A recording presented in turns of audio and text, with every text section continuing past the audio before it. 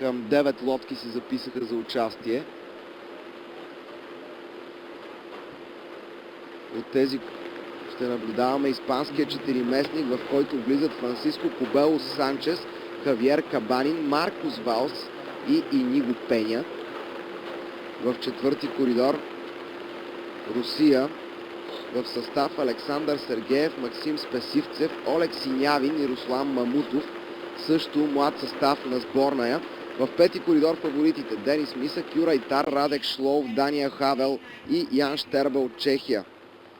Една четворка с много потенциал, с вдъхновението на това, което направиха Фукса в кануто и Заврел в каяка и титлите, които вече спечелиха за Чехия през днешния ден. Сега Шпицър, Шлов, Хавел и Штерба ще се опитат да добавят още едно отличие за чешкия отбор.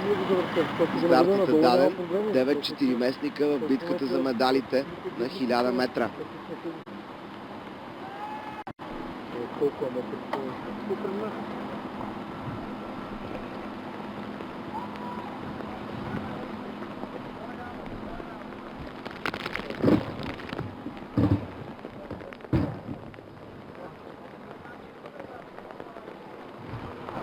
Руснаците и словаците на вашите екрани. Руснаците отдясно. Словаците би трябвало да са тези, които доминират в гонката. Още първата четвърт от дистанцията. Това се вижда отчетливо. Доста прилична преднина за само 250 метра за Мисък, Тар, Бълчик и Линка. Много добре обаче се движат поляците Бжежински, Русолски, Стабно и Кучински. Те пък са бронзови медалисти от европейското миналата година в абсолютно същия състав. Много мобилизирано и вдъхновено се справят и беларусите. Както ви казах, преди 20 дни станаха европейски шампиони за младежи. Това са испанците. Испанския каяк отбеляза много голям скок в последните години.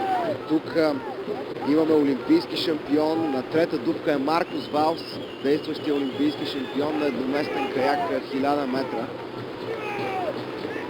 Също Франсиско Кобело Санчес е състезател с много сериозни постижения.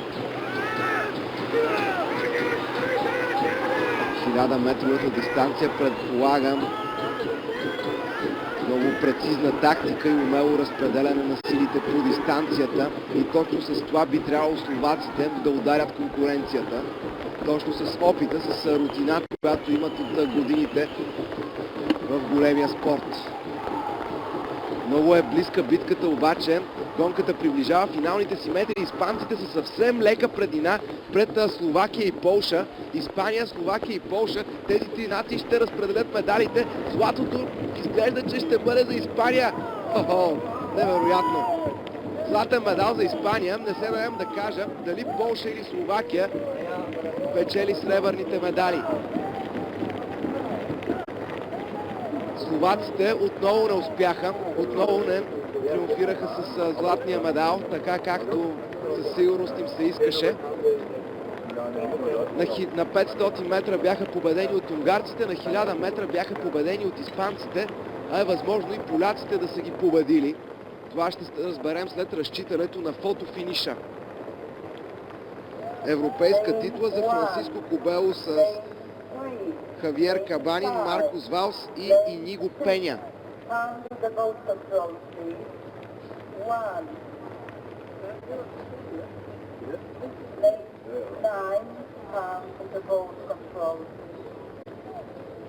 За съжаление, отново информационната система зацикли и не мога да ви кажа коя лодка ще бъде на второ и коя на трето място. В тази ранна фаза от състезанието и чехите изглеждаха много солидно, но видимо изпуснаха парата в втората половина от дистанцията. Определено по-бързи в финалните метри бяха поляците, но дали им стигна да успеят да изпреварят словашката лодка. Както виждате, дори тук на стоп кадър ни е трудно да преценим.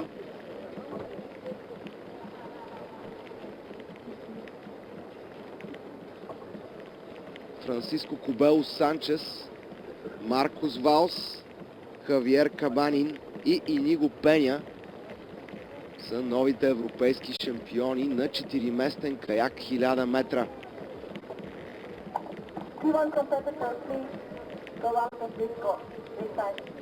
Това съответно е първото злато за Испания.